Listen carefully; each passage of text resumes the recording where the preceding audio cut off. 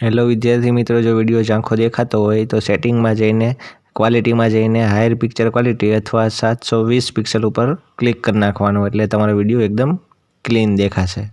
વિદ્યાર્થી મિત્રો, welcome to YouTube channel D solution. આજે આપણે વાત કરવાની છે ધોરણ 8માં વિજ્ઞાનની આઈડિયલ સ્વાધ્યાય પોથીમાં સત્ર 2 નો 9મો પાઠ છે ઘર્ષણ. એ આજે આપણે જોવાનો છે. વિડીયો ગમે તો લાઈક કરજો, શેર કરજો, કોમેન્ટ કરજો અને બીજા વિદ્યાર્થીને પણ મોકલાવજો, જેથી કરીને ગામડાના છેવાડાના વિદ્યાર્થી સુધી આપણો વિડીયો પહોંચી શકે. ચાલો તો આપણે શરૂઆત કરીએ ઘર્ષણ પાઠથી. પહેલાં તમને આપી દીધેલા છે 1-2 વાક્યના ઉત્તર, બરાબર. તમારે સ્વાધ્યાય પોથીમાં એમસીક્યુ હશે, એટલે આપણે એમસીક્યુ પણ આવશે, પણ આના પાછળથી આવશે, એટલે ખોટી ચિંતા કરતા નહીં કે સર એમસીક્યુ વિકલ્પ આવ્યા નથી, બરાબર. એમસીક્યુ બધું તમારે A to Z પ્રશ્નો બધા આમાં આવી જશે, તો આખો વિડીયો જોજો. ચાલો તો સૌથી પહેલો પ્રશ્ન છે કે ગતિ કરતી સાયકલને બ્રેક મારતા સાયકલ શા માટે અટકી જાય છે?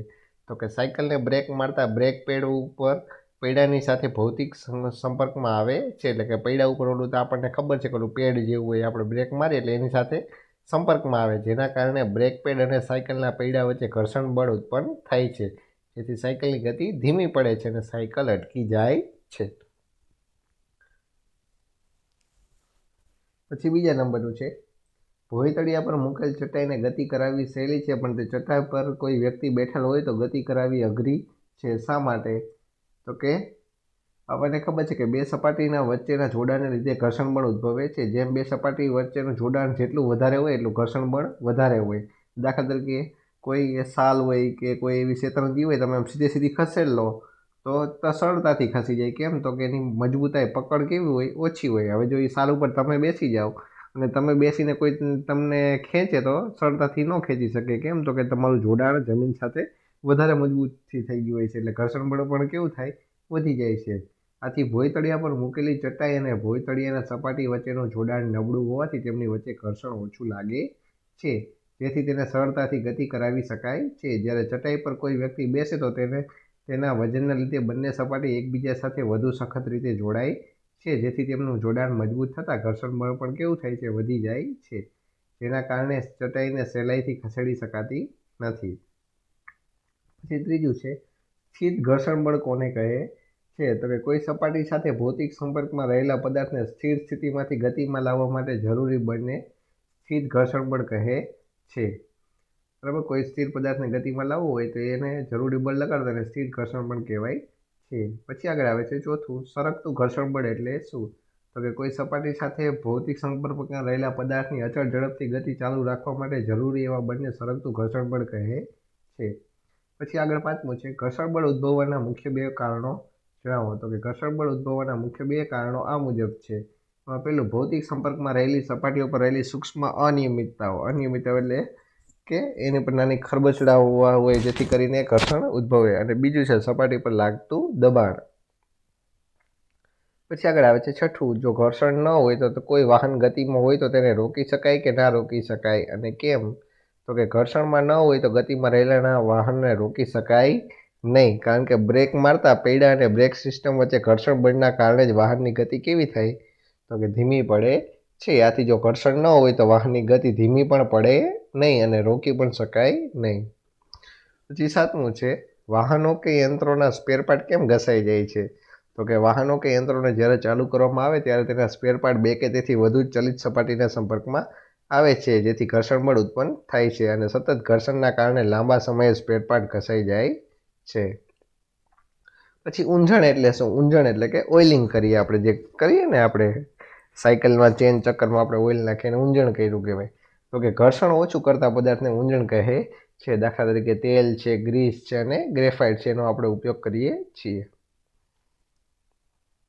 પછી 9મું છે, સિલાઈ મશીનમાં ઘર્ષણ ઘટાડવા માટે શેનો ઉપયોગ કરવામાં આવે છે અને કેમ? તો કે સિલાઈ મશીનમાં ઘર્ષણ ઘટાડવા માટે ઊંઝણ તેલનો ઉપયોગ થાય છે. સિલાઈ મશીનના ગતિશીલ ભાગોમાં તેલ પહોંચવાથી તે એક પાતળું સ્તર બને છે, જેનાથી સંપર્ક સપાટીમાં ઘટાડો થાય છે અને ઘર્ષણ ઘટે છે. એટલે કે જે સપાટી હોય એ થોડીક છૂટી પડી જાય છે અને ઘર્ષણ કેવું થઈ જાય છે? ઘટી જાય છે.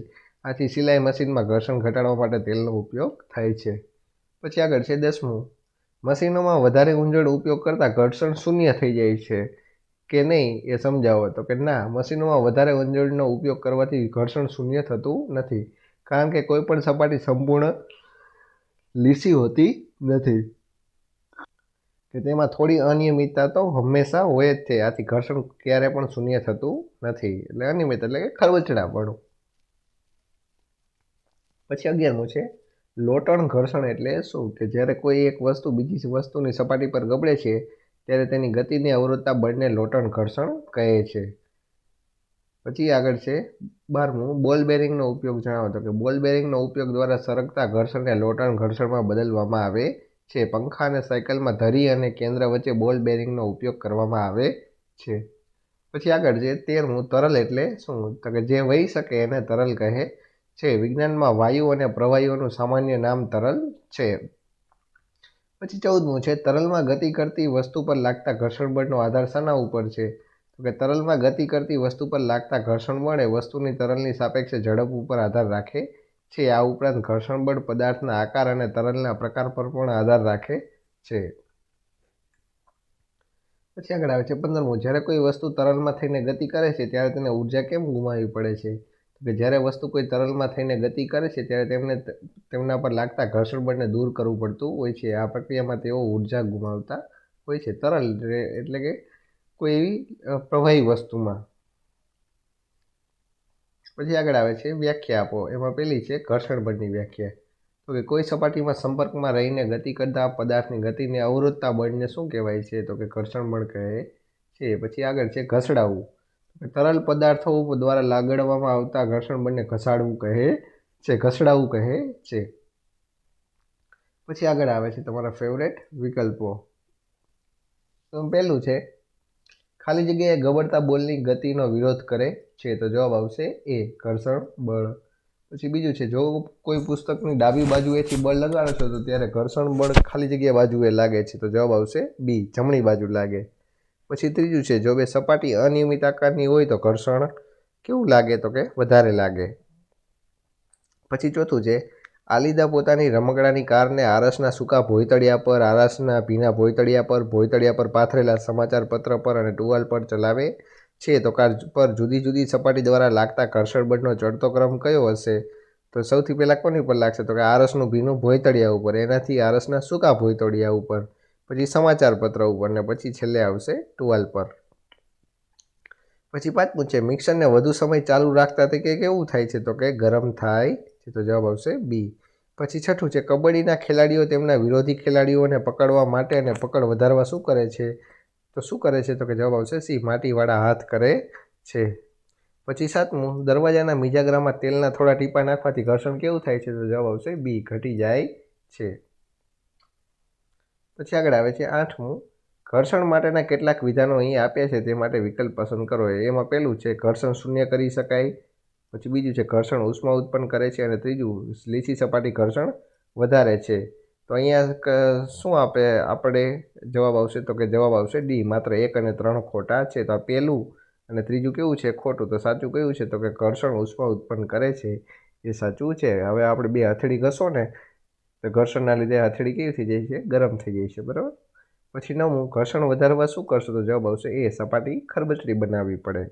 પછી 10મું છે બેગની નીચે રોલર લગાવવાથી શું થાય છે? તો જવાબ આવશે બી, ઘર્ષણ ઘટી જાય છે.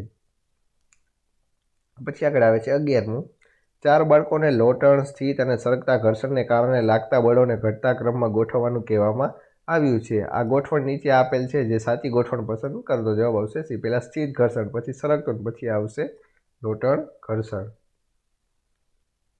ઘટતા ક્રમમાં કીધું છે એટલે. પછી 12મું ખાલી જગ્યાના આવિષ્કારને માનવ જાતિની મહાન શોધોમાં ગણવામાં આવે છે. તો જવાબ આવશે એ, પૈડાની શોધને. પછી 13મું હવા, પાણી અને બીજા પ્રવાહીઓ તેમાં પસાર થઈને ગતિ કરતી વસ્તુ પર ખાલી જગ્યા લગાડે છે. તો જવાબ આવશે બી, ઘર્ષણ બળ. પછી 14મું છે કોઈ વસ્તુ પર તરલ દ્વારા લાગતું ઘર્ષણ બળ એ વસ્તુની તરલની સાપેક્ષે ખાલી જગ્યા ઉપર આધાર રાખે છે. તો જવાબ આવશે બી, ઝડપ ઉપર આધાર રાખે. પછી 15મું છે વિમાનનો આકાર કોના જેવો લાગે છે? તો જવાબ આવશે બી, પક્ષી જેવો લાગે છે. પછી અહીંયા તમને ખાલી જગ્યા આપી છે. એમાં પહેલું ઘર્ષણ એકબીજાના સંપર્કમાં રહેલી બે વસ્તુની સપાટીની વચ્ચે સાપેક્ષ ગતિનો વિરોધ કરે છે. પછી બીજું છે ઘર્ષણ ગતિમાન પદાર્થની ગતિની વિરુદ્ધ દિશામાં લાગે. પછી ત્રીજું ઘર્ષણનું કારણ સંપર્કમાં રહેલી બે સપાટીના ખરબચડાપણા ઉપર છે. પછી ચોથું ઘર્ષણ સપાટીના પ્રકાર પર આધાર રાખે છે. પછી પાંચમું સરકતું ઘર્ષણ એ સ્થિર ઘર્ષણ કરતાં કેવું હોય છે? ઓછું હોય. પછી છઠ્ઠું ઘર્ષણ હંમેશા ઉષ્મા ઉત્પન્ન કરે. પછી સાતમું કેરમ બોર્ડ ઉપર પાવડર છાંટવાથી ઘર્ષણ ઓછું થઈ જાય. પછી આઠમું આપણે કાર્યક્ષમતા વધારવા માટે ઘર્ષણને ઓછું કરીએ છીએ. પછી નવમું સરકતું ઘર્ષણ એ લોટન ઘર્ષણ કરતાં કેવું હોય છે? તો કે વધુ હોય છે. પછી આગળ આવે છે ખરા ખોટા. એમાં પેલું સાયકલને જરૂર પડે ત્યારે બ્રેક મારતા તે ધીમી પડે છે, તો જવાબ આવશે સાચું. પછી બીજું છે પુસ્તકની સપાટી અને ટેબલની સપાટી વચ્ચે ઘર્ષણ બળ કાર્ય કરે છે, તો જવાબ આવશે સાચું.